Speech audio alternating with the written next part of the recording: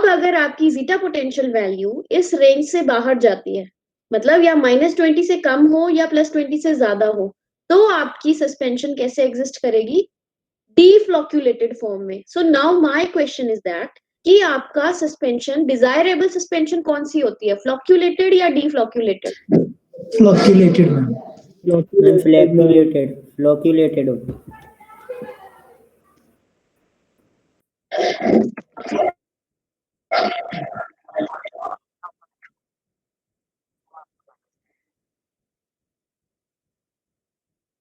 फ्लोक्यूलेटेड। So now you got कि क्यों हम जीटा पोटेंशियल जो है डिटरमाइन करते हैं कभी भी सस्पेंशन बनाने के बाद। वॉइस कट रही है आपकी। Yes ma'am. क्लियर है सबको? आवाज कट रही मैम आपकी, आपने क्या बोला समझ नहीं आया मैम। कुछ सुनाई नहीं दे रहा है। Yes ma'am. तो समझ आ गया ना कि डिजायरेबल सस्पेंशन कौन सी होती है, फ्लोक्यूलेटेड है या डीफ्लोक्यूलेटेड है? यस मैम, फ्लोक्यूलेटेड होता है। Just a second, I yes ma'am, will ये तो समझ आ गया। reconnect.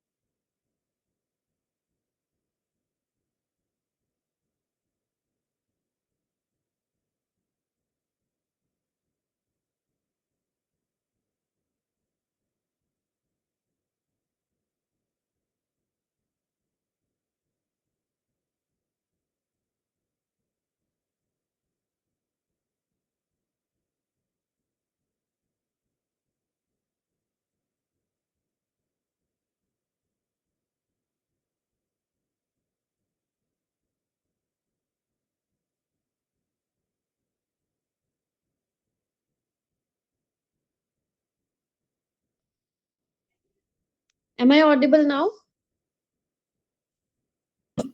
Yes ma'am, now audible. Yes ma'am, Audible. मेरा क्वेश्चन ये था कि जब भी हम सस्पेंशन प्रिपेयर करते हैं, so we have to characterise that suspension. हमें क्या है, उनके टेस्ट करने पड़ते हैं कि whether this suspension is going to remain stable और नॉट। तो उसके लिए एक पैरामीटर आप डिटरमाइन करते हो, that is called as zeta potential. तो जब भी आपने अपनी सस्पेंशन प्रिपेयर करनी है, आपने जो है जीटा साइजर में जीटा पोटेंशियल आप डिटरमाइन करोगे, तो वो आपको वैल्यू देगा मिली वोल्ट में वैल्यू देगा, या तो नेगेटिव देगा या पॉजिटिव देगा। नाउ सपोज कि आपका जो वैल्यू है that lies between -20 millivolt to +20 millivolt, उसके बीच में वो लाई कर रहा है, ठीक है।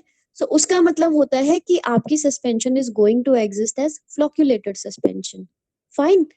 अब अगर मान लो हमारी जीटा पोटेंशियल वैल्यू इस रेंज से बाहर आए, या तो -20 से कम आए या +20 से ज्यादा आए, उस केस में क्या होगा? उस केस में आपकी suspension is going to exist as deflocculated suspension.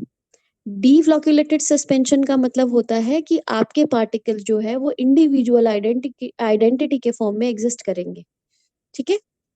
और फ्लोक्यूलेटेड का मतलब होता है कि आपके जो पार्टिकल्स हैं वो कैसे एग्जिस्ट करेंगे?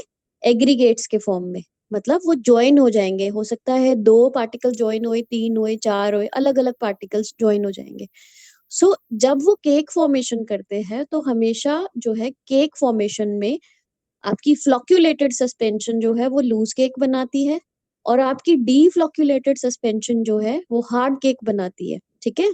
तो जैसे ही आप शेक करोगे, जो लूज केक होगा वो तो इजीली सस्पेंड हो जाएगा, लेकिन जो हार्ड केक होगा वो इजीली सस्पेंड नहीं होगा दोबारा।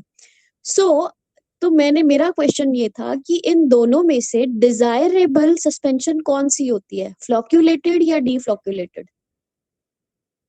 फ्लोक्यूलेटेड। फ्लोक्यूलेटेड। फ्लोक्यूलेटेड। तो हमें ये कैसे पता चलेगा कि हमारी जो है सस्पेंशन किस फॉर्म में एग्जिस्ट करेगी? वो हमें पता चल जाएगा जैसे ही हम उसका जीटा पोटेंशियल डिटरमाइन करेंगे। अगर हमारी जीटा पोटेंशियल की वैल्यू -20 से +20 मिलीवोल्ट में आ रही है तो इसका मतलब वो फ्लोक्यूलेटेड सस्पेंशन है और वो इजीली डिस्पर्स हो जाएगी। लेकिन अगर हमारी वैल्यू इसके बाहर जा रही है, -20 से कम या +20 से ज्यादा, तो इसका मतलब है आपके पार्टिकल जो है वो इंडिविजुअल आइडेंटिटी के फॉर्म में एग्जिस्ट करेंगे और वो हार्ड केक बनाएंगे, ठीक है। सो जीटा पोटेंशियल आप इसलिए डिटरमाइन करते हो ताकि आपको पता चले whether your suspension is going to be stable, क्या वो स्टेबल रहेगी, क्या वो अनस्टेबल रहेगी। So is it clear to you? Yes ma'am. तो अगर सबको क्लियर है आज वाला जो ये वाला था, तो आप लीव कर सकते हो मीटिंग। अदरवाइज किसी को डाउट है they can stay and ask.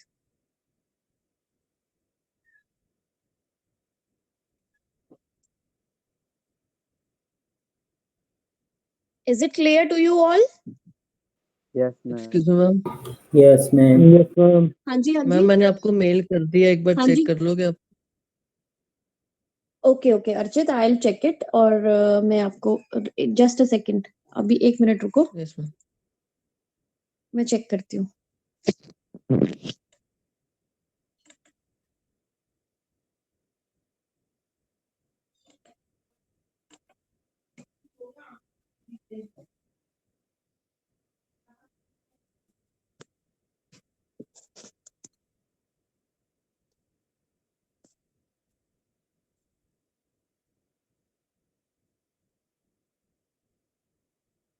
हाँ जी अर्चित, आ गई है आपकी। Okay ma'am, thank you. Archit आपकी असाइनमेंट आ गई। Okay, welcome.